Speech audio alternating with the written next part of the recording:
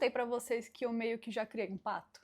Inclusive, nos primeiros segundos eu achei que ele era um rato. Mas olha que gracinha o patúncio, gente. Em 2010, quando eu tinha ali uns 15 anos, eu lembro que eu cheguei um dia da escola e eu chegava meio tarde, porque eu estudava em outra cidade, então eu chegava depois que todo mundo já tinha almoçado, já tava nos seus quartos descansando. Então eu chegava meio sozinha. E eu tava morta da fome, então meu plano era só largar a mochila no quarto e almoçar, né, a comida que já tava ali fria.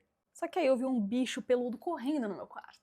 Por isso que, obviamente, eu achei que fosse um rato, né, gente? Eu não sei se alguém imaginaria outra coisa.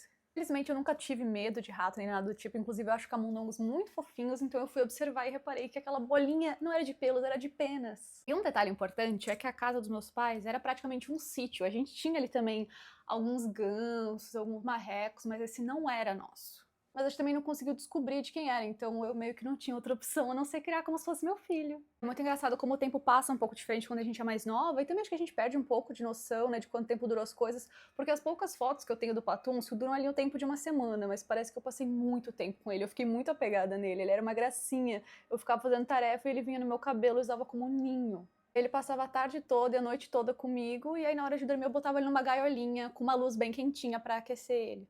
Só sei que eventualmente ele ficou grande o suficiente pra ir pra lagoa com os outros patos, que até que receberam ele melhor do que a gente imaginava, né? Só que tem um detalhe que muita gente não sabe, que é que essas aves domesticadas, elas têm a asa cortada pra não sair voando e fugir, né? Isso foi muito antes de eu cogitar ser vegana, mas eu já achava uma crueldade impedir eles de poder voar. Então eu pedi pro meu pai que não cortasse a asa, e ele ficou tipo, ah, tá bom. Mas assim, na minha cabeça, ele tava falando isso só pra me enrolar, pensando, tá, o bicho não consegue voar ainda, eu vou dar um tempo até a Alice esquecer disso e vou cortar a asa dele. Mas um dia a gente acordou e o Patúncio não tava mais lá.